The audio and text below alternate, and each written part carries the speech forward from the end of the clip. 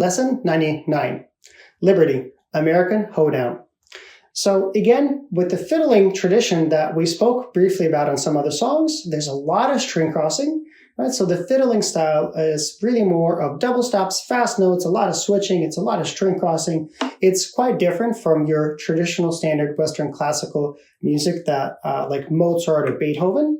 But it's very, very good. And the reason this piece is in here, there's a lot of string crossing. And now that we've done the exercise, we'll pivot our hand at the wrist and we can engage our fingers. This is a great exercise to really focus on that. So if you can memorize a little bit of this piece, let's say just memorize the first line, I would actually encourage you to just have improper head position just for this exercise, just to look at the right hand so that you can make sure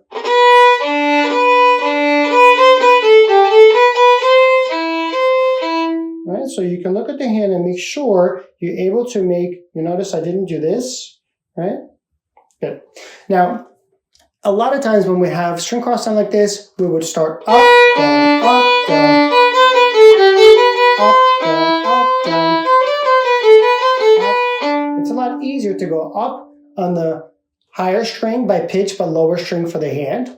Here, that's not printed, but you can try it both ways. See if you could go down, up, and then try to play this piece up, down. You'll notice that for string crossing bow-wise, the up-down is a lot easier, but it's good practice to be able to both, because sometimes you can't make it work, or let's say you're in an orchestra and it has to be that particular bowing direction, and you have to play down bow on the lower string for the hand. So it's good to be able to play both ways. Here's Liberty, American Hoedown, number 99.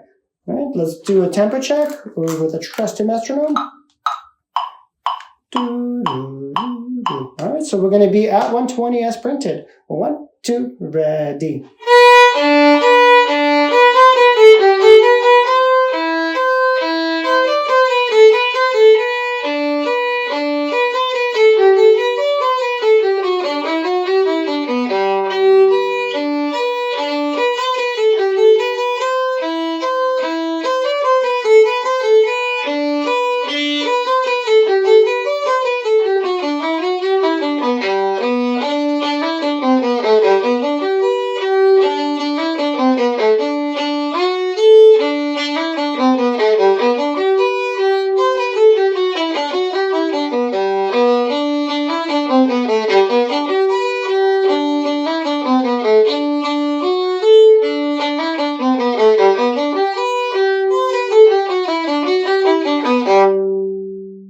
So you've noticed that I didn't use a single pinky. And again, when you play fiddle music, usually it's written and it's meant to be played with open strings. You'll notice how I did not lift a lot of my fingers in the left hand. I kept them down. So for the very beginning, you're not going to lift. If you look here carefully at my pointer, right? You notice how my bow changed directions and I've changed both strings, but my fingers stay down because I can use it again for the next measure, and, I will use it to find a low 2. So, keep the one down, lift. Now, because of the low 2, on the A string and D string is farther, we're going to stretch a little bit, 3 on D. Now, we're going to keep the low 2 down on A, we're going to keep the 1 down on D, and we're stretching a third finger again. So in general, by keeping your fingers down, number one is that usually it helps us to be relaxed. And number two, it makes your playing a lot more secure.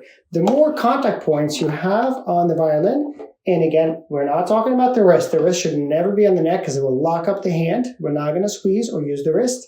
But if you have more than one finger down, you have your thumb, you have your knuckle, and you have the finger pads, that gives you more information about what's happening on the violin.